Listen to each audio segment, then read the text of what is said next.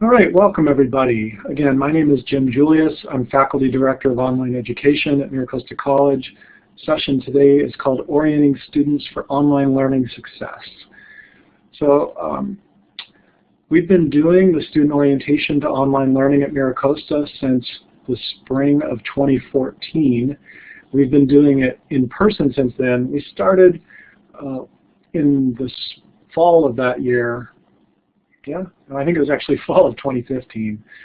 So just for a year, we've been doing online versions of the student orientation, and those are very, very popular. We get lots of students attending online, probably in many ways for the same reason that that you attend, that we get really good attendance in our flex workshops that we hold online. It just makes it more available. People with busy schedules who are not able to come to campus can still join in. So I thought this fall I would give everybody a little bit of a taste of what students experience in this online learning orientation.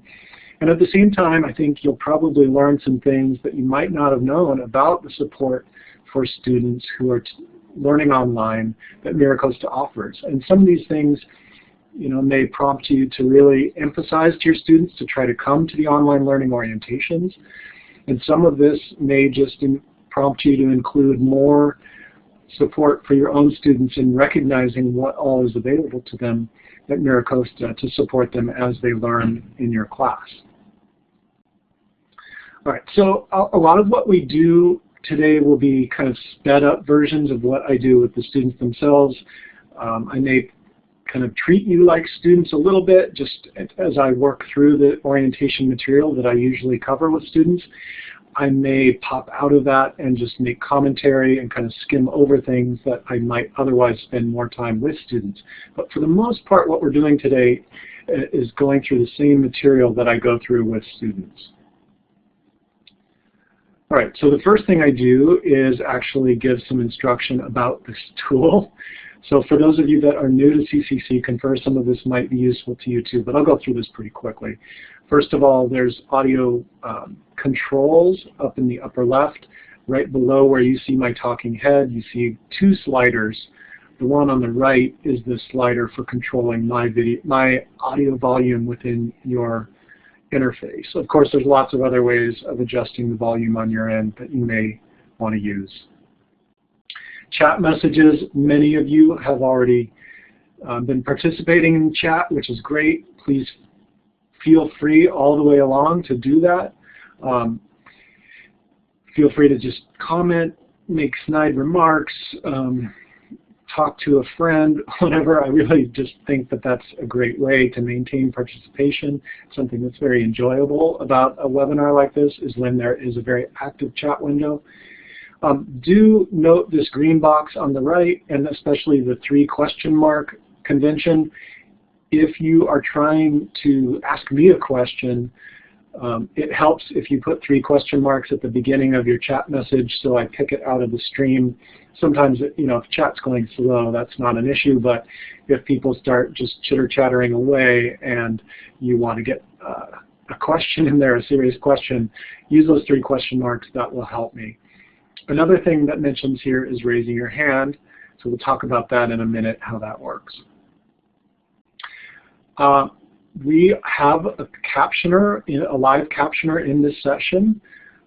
That means that you can click on the little CC box that's right up above my head, right about there. If you click that, it opens a separate window for closed captioning. You don't have to be hard of hearing to take advantage of that. If you're in a place where the audio is not working very well because of connectivity, sometimes that closed captioning can help. If you're just in a place that's kind of noisy, the dog's barking, the kids are screaming, whatever, closed captioning can be beneficial. So don't feel like that's only for people that need it. Lots of us benefit from closed captioning, so feel free to open that up if that's useful to you. Finally, participant interaction. There are a few little fun things, the emoticons right underneath your name at the top of the participant list. I saw Allie stepped away for a minute and she used that to indicate that she had that second one. Probably the most useful thing might be the hand raise. So if you're trying to get my attention and I haven't responded to something that was in chat, or if you would like to use the microphone, I can enable that for you. By default, they're muted, but feel free to click that hand raise button, the third one over right underneath your name. If you want to get my attention, that will pop you to the top of the participant list, and I can pause and see what you might want. Finally, when I do this with students, I ask them several questions. We'll probably skip through most of that, but I'll do one just so you see how that works. And when I do that, you'll use the poll response, which is the fourth icon over underneath your name. So we'll be doing that in a second. All right, so the first thing that I like to do with students is this little activity, and we can do the same thing. We won't spend too long on this, but I think it's kind of a fun thing.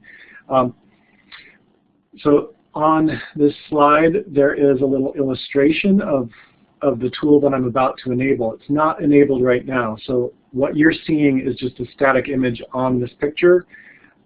Now I've enabled the tool, so off to the left, click on that sun marker, and once you click on it, then click somewhere on the map to show where you actually are right now. If you aren't actually on this map, then put your marker in the box on the right side. That would be the one for you. If you're in San Diego but not on the map, if you're in California but not San Diego, or if you're outside of California. If you click and hold, by the way, on that sun, you get some additional choices of other markers. So if you want to be different and not use the sun like everybody else, you may use a smiley face or an arrow or an X. All right, so I see people putting different markers in different places. I'm the only one right above that 78, just west of Vista. I can't believe I'm the only one on campus, but maybe I am. Oh, there's somebody. Okay, now we're crowding around there. But a lot of you in Escondido, down 5 towards Encinitas, Carmel Valley, and a bunch of you outside of the map. If you are outside of the map, feel free to type in chat where you actually are. Would be curious to hear. Somebody actually drew OC in that box, but it might be easier to type in the chat. So we've got south to Chula Vista, Lee and La Mesa, just a couple miles away from my house. Lee got to stay home today, but I came to work at campus. Lee is working hard, I'm sure, in La Mesa. Jean graffitied OC, very cool. Fallbrook, Carlsbad. So anyway, the point on this is we can have an interactive, interesting educational experience without all being in the same physical location. Pretty cool that online education allows us to do this. Now we are doing something at the same time. We call that synchronous. I think synchronous is really a cool option for online classes. Not a lot of faculty at MiraCosta take advantage of that because I think they fear that the flexibility that online offers is diminished by asking students to show up at a particular time. But what I'll tell you is that what I hear from students and faculty over and over again is when faculty give this a try, they get a really positive response from students. They really like that they have the opportunity to interact live online. You don't have to require it. You can make it optional. You can record it, make the recordings available to people that weren't there. And it's a great option. So I encourage people to think about having synchronous online experiences as part of your online classes. All right. Thanks for having fun with this, messing around, and I'm going to turn off the whiteboard so people can't mess with the next bits of what we're going to do here. All right, so today's session, and the top part of this slide is straight from what I do with students. I go over the things that we'll be talking about during the online orientation. We talk, first of all, about habits and attitudes, the mindset of successful online students. I give them information about selecting and getting started in online classes, which for a lot of students there's some information they didn't know. They've managed to sign up for an online class, but they didn't know how to actually get really good information or to search for online classes. I spend some time with them just giving a little bit of opportunity to play around with Blackboard, get more comfortable, ask questions. We'll skim through all of that part today. And finally, I go over MiraCosta resources to help them succeed. So, I will go over all of that with you today. A lot of this is actually in a Blackboard shell that I've added everyone who signed up at least an hour and a half prior to this session. I've added you all to that Blackboard course, so you'll be able to enter into that with me if you want to in your browser while we get to that part, or you can just follow along with me, but know that it is now available to you in Blackboard. So in addition to those things that I always talk about with students, I'll also talk a little bit to you all about next steps with the student orientation online learning. I told you a little bit about the history. For those of you that joined later, we've been doing it since spring 2014. Oh, and I don't think I mentioned the number. We just surpassed 1,300 students that have participated at some point since 2014. That's a lot of students that we've touched, but we know there are far, far more students that take online classes than that. Usually the number of students taking a distance education class every semester is up over 5,000, 6,000, 7,000 students. So lots of students that could be taking advantage of this that aren't doing so yet. And I'll just share very quickly for those of you that don't yet know how to track student participation. If you're asking your students to attend and they receive extra credit, or you even require it, how do you find out that they actually attend? All right, so let's do one question. So I'm going to make it possible for you to respond to this question. So right now, if you use the drop down that's just below your name, if you hover over that little letter A, you'll see it gives you the choice of clicking A, B, C, D, or E. And I'm actually curious to see how people respond to this question. Online classes are harder to succeed in than on-ground classes. A, yes always, B, usually, C, it depends, D, never, E, don't know. So people are responding. As people respond, you can see the letter that they have chosen that shows up next to their name in the participant list. That's one way to verify what you actually put in and that your response was received.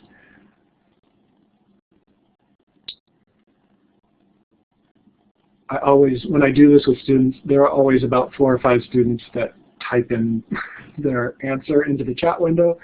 Nobody here has done that, so you guys are a tiny bit quicker on the uptake with the use of this tool. That's good. All right, so I'm going to show you how people have responded. And as is typical with students, the vast majority of people that have responded have said, see, it depends. And I always affirm that answer. But what I talk about is how I think a lot of times we do hear things from friends, and that can sway us one way or the other. It really used to be actually that the sort of stereotype or misconception with online classes is that they were easier. That you just signed up for the class. It's kind of a piece of cake. You just do a little work whenever you feel like it, and you get an easy A. I think that stereotype has really faded away as people have realized that online classes actually require a lot of students, and that it's easy to fall behind, it's easy to get off track, and there are some tricks to being a successful online student.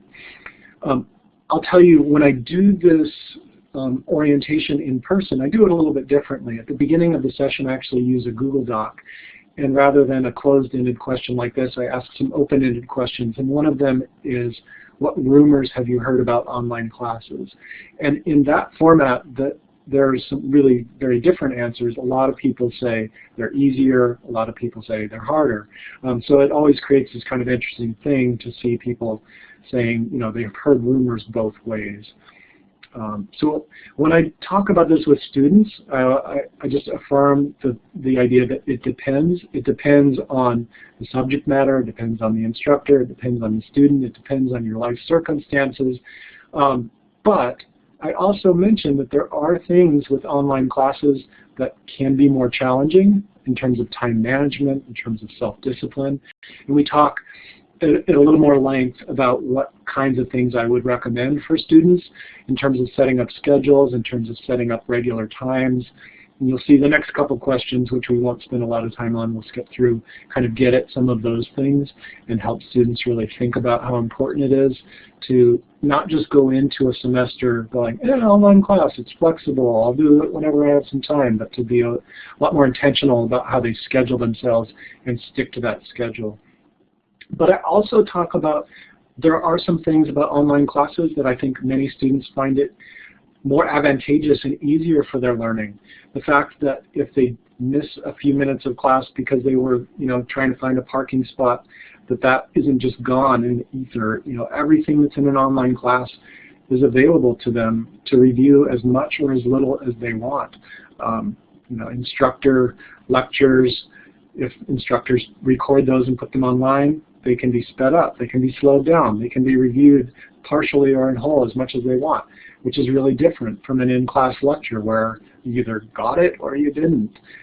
So I think there are a lot of things about online that actually can make it easier to succeed for students too. So that's part of what we talk about when we're going over this section, really thinking about habits, attitudes, and mindset, and just trying to help students realize that there might be pluses, there might be minuses, they might have heard things that have biased them one way or the other, but just really to try to be open to it, but also to be really careful and intentional as they get started in online classes.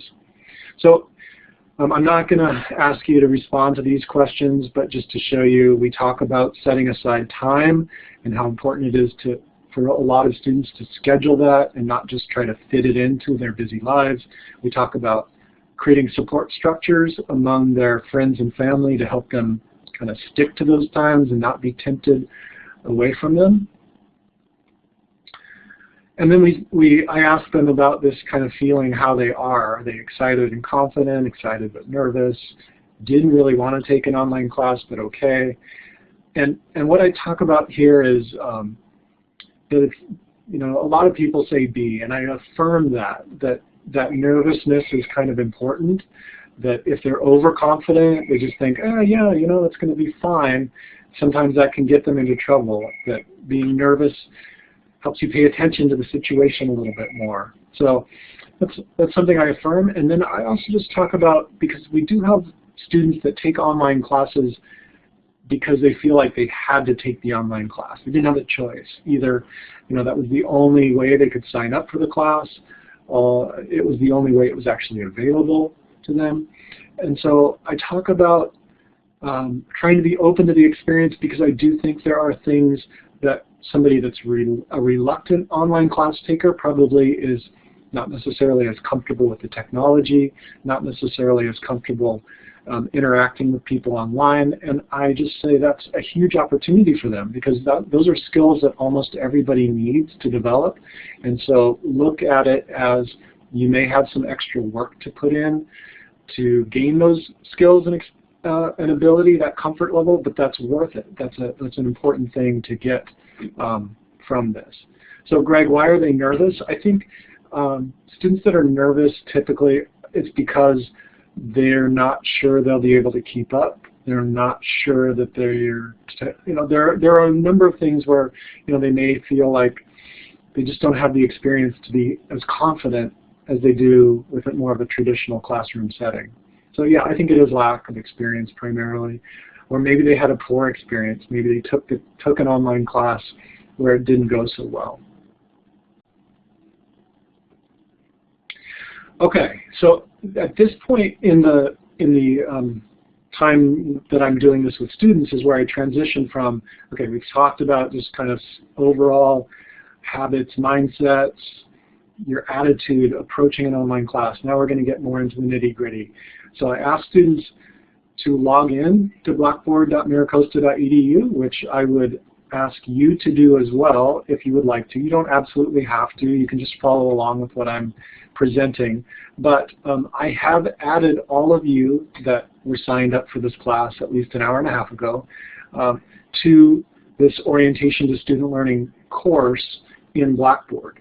So if you open up a browser window and log into Blackboard, you'll see Student Orientation to Online Learning in your course list.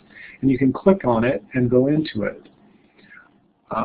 If you don't see that, if you're trying to access that and you don't see Student Orientation to Online Learning in your course list, send me a message in chat with your CERF ID, and I can try very quickly behind the scenes to add you to the course so you can actually get to it. But you should have it there unless you signed up at the last minute or didn't actually sign up for this class but just wandered in here today without having signed up ahead of time. Okay. So as I move forward, I'm going to actually share my screen. So you'll be seeing my Blackboard course, which is exactly what you'll be seeing. When I share my screen, if you're on a smaller screen, it might look a little out of whack. So there's something that will show up above to the upper left of my screen, on your screen, that has this scale to fit. Chris, yes, I did K.Coates.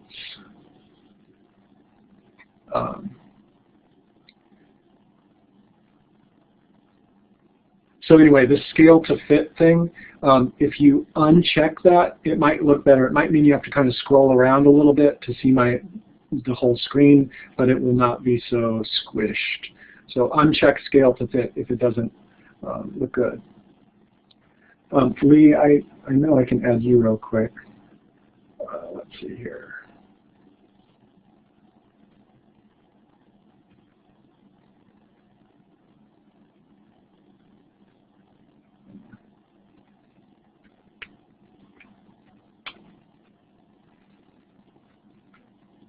Well, Lee, it says you're already enrolled, so it really should be there.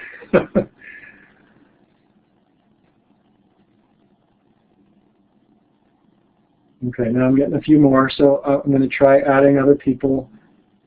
Vita, I'm pretty sure you were in there already. C. Flores, B. Whitbread. Eric found it, yay. So,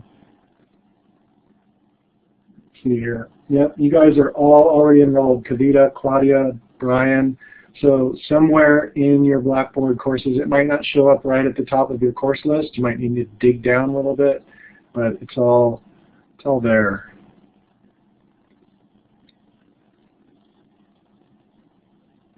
Yeah, some of you probably have closed off classes that you weren't teaching or something, so it's a student.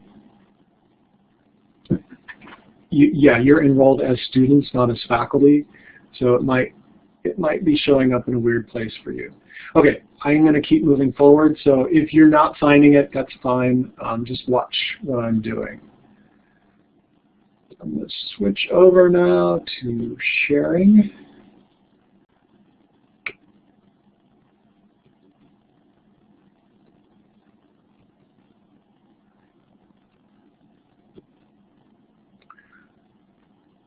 Okay. All right, so now you are seeing my Blackboard screen with the Student Orientation to Online Learning course. Again, if it looks kind of funny, go up. I'm sort of moving my arrow so you can see up to the upper left, right above my screen where it says Scale to Fit. That's actually on your screen. On your tool, you can uncheck that if you need to make mine look readable. Okay, so at this point, I just give the students a little bit of information about this course itself. The fact that once I've enrolled them in this class by their participation, it does not go away. So every student that's participated in the Student Orientation to Online Learning has access to this course for as long as they are a student at MiraCosta. So everything that is in here to guide them and to point them towards resources and to give them a safe place to practice things they can come back to and review on their own. And the same is true for you. Now that I've enrolled you, hopefully, in Blackboard, and hopefully you figure out how to get to this course, you can keep coming back to it. So feel free to search it out later on and check out what's in here. This course was originally developed with the help of Laura Pashorik, who I don't think is joining us today, but she's an associate faculty member from Child Development. She did a ton of work in kind of an internship with me to help develop this. And we decided to do it around kind of a metaphor of learning to be a successful online student is kind of like learning to be a good driver. And we were hoping at some point that this might become something students would do independently. And so there's a lot of stuff in here that's kind of, you know, maybe sort of hokey as I lead you through it, but really the idea was to make it easy for students to access and get a little bit of enjoyment of just doing this on their own.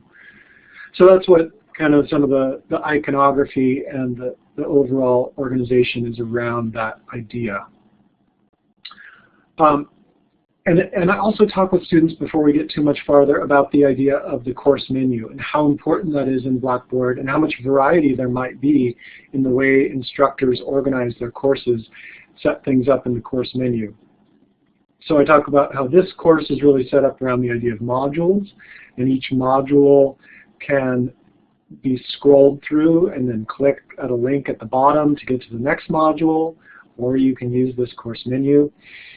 But other, you know, instructors have other ways of organizing it. It might be around, you know, assignments and content and discussions. And so rather than topic by topic or week by week, it will be more like functional areas. And just emphasize with students how important it is to understand that different instructors organize courses differently, and it's really important for students to take time at the beginning of each semester to explore and to feel out, just get a sense for how the instructor's mind works, where to find things, so that there's no surprises with things that they didn't realize where they were a few weeks into the class.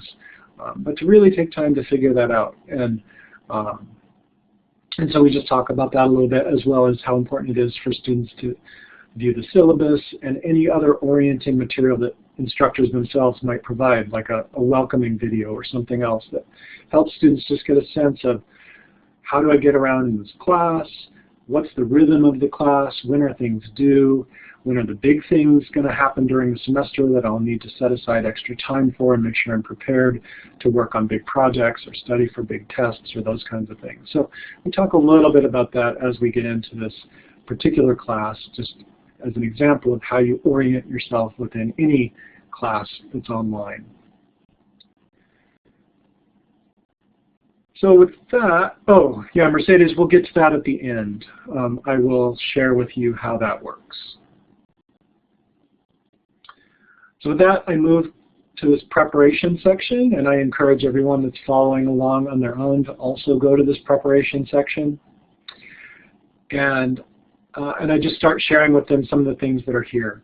So in the Blackboard class are a lot of screenshots. When I'm doing this live in an actual physical classroom setting with students, I demo a lot of this stuff live.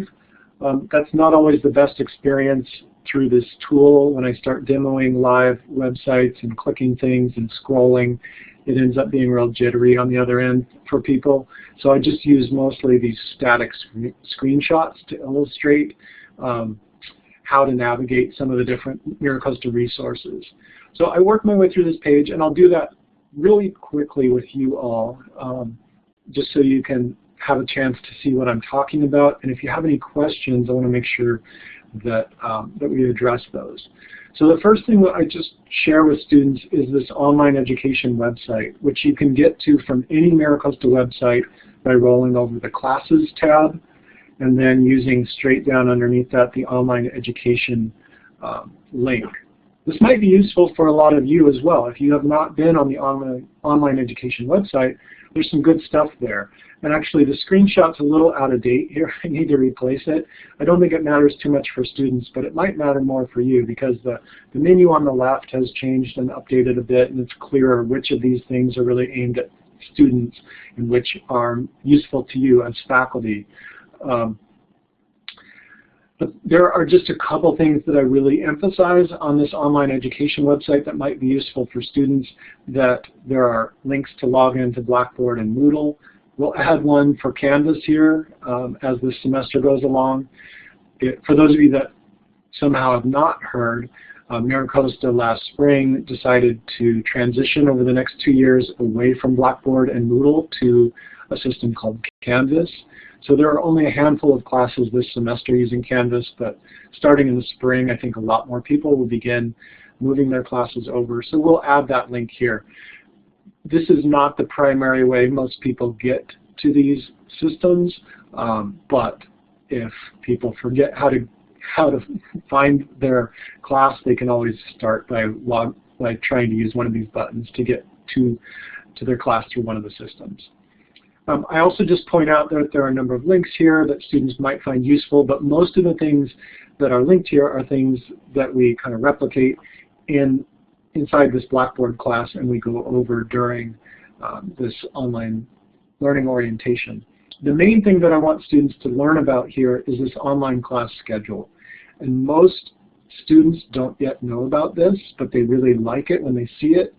I've been trying to build up awareness about this schedule among instructors over the last few years, but if you teach online classes and you didn't know about this, then please especially pay attention to this part, because it's really a useful tool that a lot of instructors still aren't really maximizing the benefit of. So the online class schedule, if you were on this page live and you click this link or this link, it would take you to the website that looks like this. It says current online course schedule at the top, and there's a drop-down filter where you can select the current semester or a different semester, and it shows you all of our online-only classes and then all of our hybrid classes. I emphasize with students the distinction between online-only, which means classes that are completed entirely online, versus hybrid, which means it's completed in some mix of online and on campus. And a hybrid class can range from something that everything is done online except exams, which are proctored and you're required to come to class, or to campus. We call that a hybrid class, to a class that might meet weekly in the classroom, but then have like an extra hour that's done online every week. That's also a hybrid class. So I explain to them that distinction, and then we talk about how to use this website. It lists and why it's useful. I think for students that know they want to take online classes, SURF can be not the most friendly place to try to figure out, oh, I know given my schedule I need an online class, but I'm not sure what I should take. Searching for classes in SURF, and we do talk about how to do that, requires you to start with a discipline. And so you already have to narrow yourself so much. It's really hard to just say, what's available to me online this semester? This website allows you to do that. You can sort by the course title. All of these column headings are clickable, so you can sort them. And that's especially useful, I think, for the dates column, because say you wanted to find a late start online class. If you bring up this website, click on dates, you can sort it so that all of the later start classes pop up to the top. So that's pretty cool. And then the final thing that I think is really useful that I want you all to be aware of also, if you weren't already, is that this web page gives instructors the opportunity to provide a lot more detailed information to their students about online classes. And for a lot of students, that can help them decide which class is right for them, and it can also help them as the semester approaches to be clear that they know how to get started.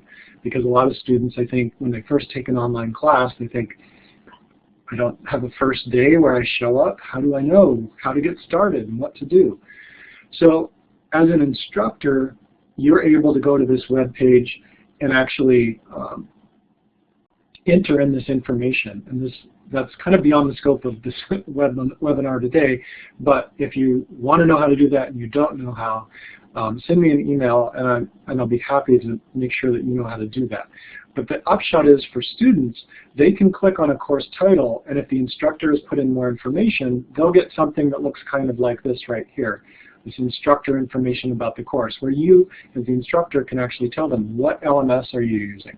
How should they get hold of you? What are your office hours? If you want to share your phone number, you can do that. And any notes you want to put in about your class. So what a lot of instructors like to put in is the kind of workload expectations that they have, if there are regular due dates for material for assignments throughout the semester, and how they should actually expect to get started in the class. So that kind of information can really help students out.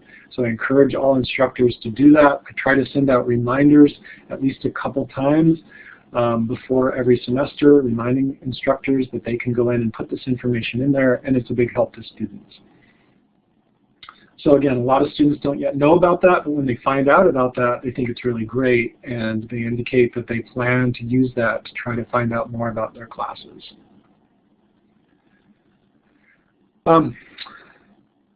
The other thing that I do is I just make sure they know how to actually look specifically for online classes in SURF. So there's some static screenshots here about this. If you didn't know this might be helpful to you. When you go into SURF and you're searching for a class, you pull up the subject, and then under additional search criteria, you click this little triangle and it opens up all these additional search criteria. And toward the bottom, there's one that says location. And when students click this drop down, they can choose online. And that way they're getting classes that meet partially or fully online in the results. And so the search results might look something like this, where there is underneath room, it says online. If it's a hybrid class that meets regularly online and in a classroom, it will have two listings here under room, online and the classroom where it meets. If it's a class that has proctored exams, it will say online, but it should also have a footnote that says, please note that proctored exams are required for this class.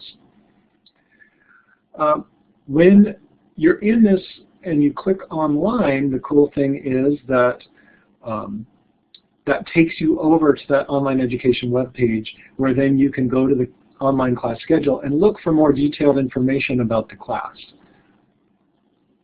Okay. So one more thing that I talked to them about is that they can order their books online through the bookstore if they want to. I think especially for military families that might be on Camp Pendleton and then move away and keep taking classes, that's good information. So I always mention that it's possible to do their bookstore ordering online. Final thing we talk about as far as preparation is just making sure their technology is good to go. We talk about making sure their browser is updated, their plugins are updated. All of these links on this page are from the Student Help Desk, which is something we come back to in the last part of the session. But I just mentioned that it's really important to make sure that they have good technology, good Wi-Fi connections or hardwired connections. They don't rely on a sketchy internet connection or a computer that's really outdated. So that's the first part of the session on preparation, and then we go to the skills section. So if you were following along with me in Blackboard, you could do the same thing right now, is either click on skills on the left, or if you were scrolling down with me, go to skills. This is just a safe sandbox environment where in the normal course of how my hour with students online works, there's about 10 to 15 minutes that I devote to time here, where I just stop talking and allow students on their own to try out whatever of the Blackboard tools they're least comfortable with, but they think are most important. So what we have in this section are just a bunch of really safe environments: a discussion board, a practice quiz, a practice assignment to submit. For students that have done all of those things many times, there's a blog, because that's a less used tool but more common for online classes, so they can see how Blackboard blogs work. And Turnitin. So for students that haven't used Turnitin, they've heard about it, they can see how that works. So I just give them time to kind of mess around. You can see if you go into the discussion board here, there's 2 years worth of just kind of people messing around in Blackboard. Some people just type in silly things, some people type in fun things. Once in a while people reply to one another, but they can see how it works, and they can also figure out how to actually read things and sort things and create new threads and do replies. So it gives them just a safe place to figure these things out.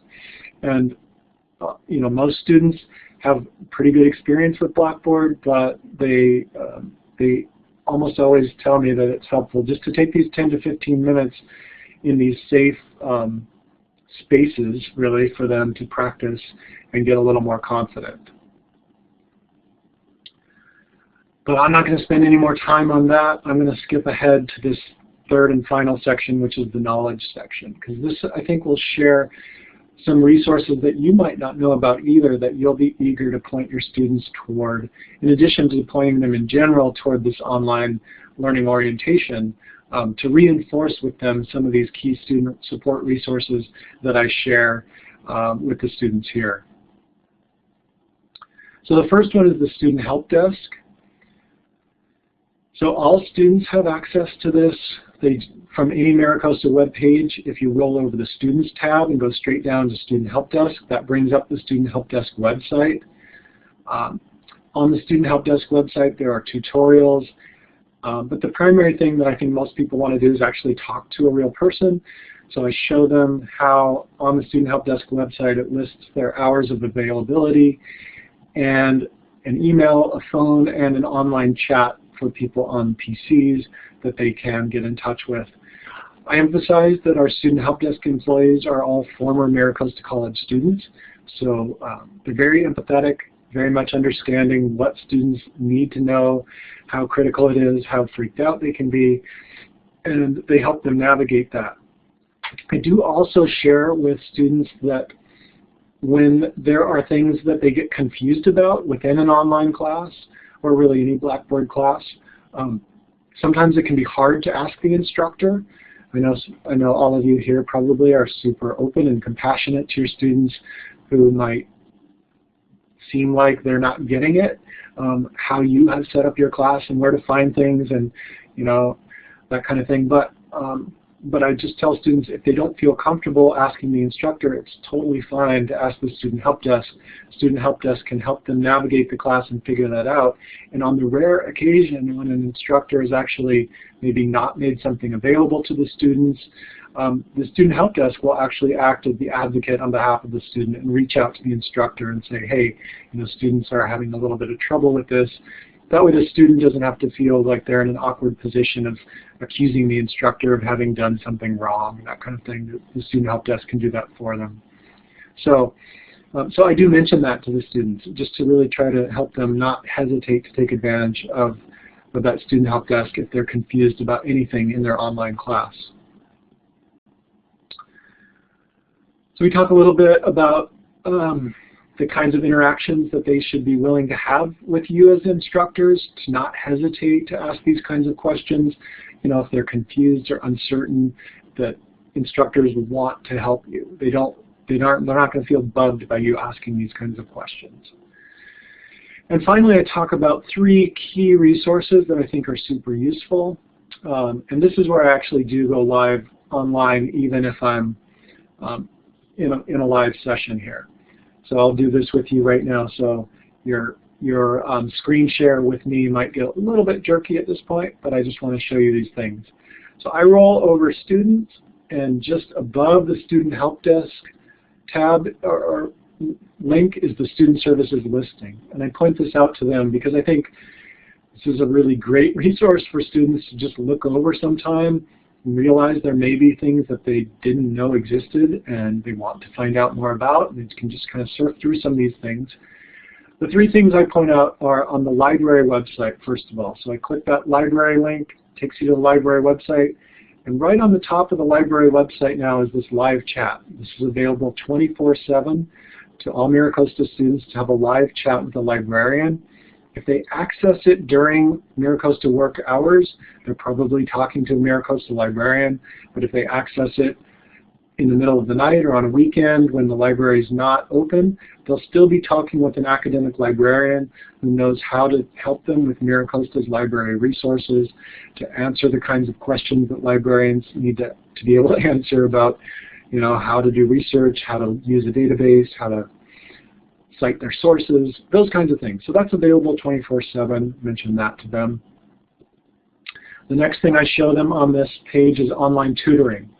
So MiraCosta has some great online tutoring available. It's not for every subject, but this page lists the subjects that it's available. I talk about how we offer this as a consortium with other colleges from around the West. So we actually have a couple of our task tutors that participate in online tutoring, and then there are tutors from other colleges and universities across the West that make this online tutoring able to happen. And I show them how they can scroll all the way down on this online tutoring page and see how the schedule works for every day, what subjects are available at what time, if they want live online tutoring. They can also just submit a question at any time and get their answer back when a tutor for that subject is available. So math is by far the most popular subject for online tutoring, and the availability is really good. In this case, from 8 in the morning till 12 at night. So today there's a math tutor available just about any time throughout the day. So really want students to be aware of this. A lot of students have never heard of it, don't know about it, can't believe it's available for free to them to use as much as they want. So it's a big deal, and I'm really glad to make students aware of that. And if you're teaching a subject that's on this list, I really encourage you to point your students toward this website. Last thing I show them on the Student Services listing is our own Writing Center offers an online writing feedback service. So from our Writing Center webpage, if you go to make or cancel an appointment, it says Oceanside, San Elijo, and online. What students do if they use the online Writing Center appointment is they submit their paper, and within the next couple days, a Writing Center consultant will open up that paper on their computer and create a short video where they highlight things, talk students through the kinds of feedback they would have given them if they had come in to sit down beside them. So that online writing feedback from the Writing Center consultants is I think a great option for students. It's available to all students, not just in online classes, not just writing classes, any kind of writing. Any student can take advantage of that online feedback. Maha, who does the online tutoring? It's tutors employed by colleges and universities throughout the West. So in general, those are not peer tutors, those are professional tutors that are employed part or full-time by colleges and universities. So those are the three big things that I share with them. In addition to the Student Help Desk is the 24/7 library chat, the Writing Center feed, and the online tutoring. Students almost always are super excited about one or more of those because they didn't know about them, and they're really happy to be able to take advantage of that. The last couple things I share with them are how to this video that helps them understand how they can use Blackboard to notify them more proactively and stay on top of things. So that's what this video is about. And then there's some great just quotes and suggestions here from previous MiraCosta Online students about kind of tips for being successful. So that's really the content of what I go over with them. I'm going to jump back now out of Blackboard and back into the little PowerPoint that I had.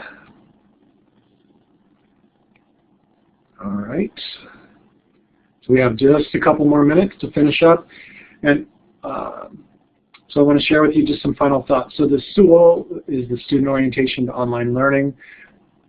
Where we will go with this, we will definitely be making a version of this that's based in Canvas. As we transition from Blackboard to Canvas, we'll offer some Blackboard-oriented student orientation sessions and some Canvas student orientation sessions in upcoming semesters as we're in the midst of that transition. This tool, CCC Confer, is what we have been using. Zoom, we talked about it a little bit right before the session. Zoom is kind of a new tool that has some great advantages. One of the things we're still figuring out is live captioning with Zoom, and I really like to have these sessions live captioned so that they don't exclude anybody right from the beginning. So that's one of the final pieces to figure out before we jump from this tool to Zoom. I'm still really thinking about how to best set up an independent asynchronous version of this so that students don't have to go through something live, but still have accountability for completing it. One of the ways that we might do that is the statewide online education initiative has produced their own student orientation called Quest for Success. It's a much, much lengthier thing though, and it might be an alternative, but I would never want it to be the only alternative because it takes students several hours to work their way through. So just if you hear that Quest for Success. That's what that is. It's a much more in-depth, really developing student skills and knowledge about learning online and managing their time and that kind of thing. Ali, yes, this recording of this session today will definitely be available afterwards. And so the last thing I wanted to share, Mercedes asked about this earlier. How do you know which of your students have attended? It used to be that I pointed people towards a list. Now that is actually in SURF. So this was something that was done in the spring. If you go into SURF and look at the class roster page, you'll see this link now shows up on the class roster page, Student Orientation to Online Learning Roster. If you click that, it will basically give you a report of when and which of your students and on what date attended a Student Orientation to Online Learning for that class. So it's a much better way than we used to do it, and so that's how you do that. Just do it through SURF, go to class roster, and then you'll see that link for the Student Orientation to Online Learning. So that's it for the session for today, and we are at the end of our 50 minutes. I'm definitely happy to stay here for a few more minutes and address questions if you have them. I see Jean asked if there any discussion about making this mandatory. That's a tricky thing that colleges all over the place try to figure out how to deal with. There definitely has been discussion about that. To this point, there is no kind of plan in the works to do that, but we definitely have that discussion ongoing and try to figure out ways to do it. In the meantime, you certainly can mandate it for your students if you like. Make it an assignment, give it as extra credit. Because I give you that report, if you want your students to do it, you definitely can. So thanks everybody for coming today. I really appreciate your time. I hope that you will point your students toward the Student Orientation for Online Learning. And I'm realizing I did not actually share the link, but this is one of many student success workshops. So let me pull up that link and post it into the chat so you have that. Hold on just a second while I find that link. Here it is. So we do about 10 or 11 workshops every semester, some online, some in person, some at San Elijo. So there's the link. So Chow, how do you share this? You don't get to actually share the Blackboard course. What you need to do is use the link that I just posted to point your students toward these workshops. When they sign up and attend the workshops, then I enroll them in that Blackboard online class, because my certification of their participation is based on actually showing up for that hour, whether it's online or in person, and that's kind of the gateway to adding them to that class.